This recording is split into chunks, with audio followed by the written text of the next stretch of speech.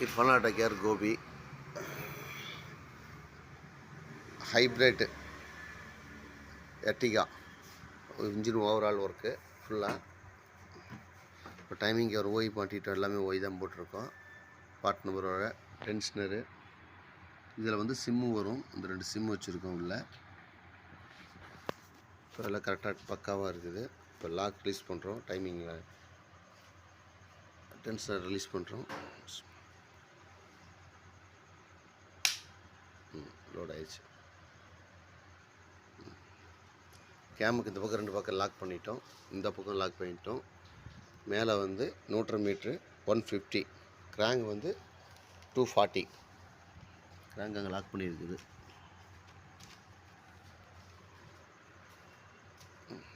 புதுசு timing care புதுசு மாட்டுது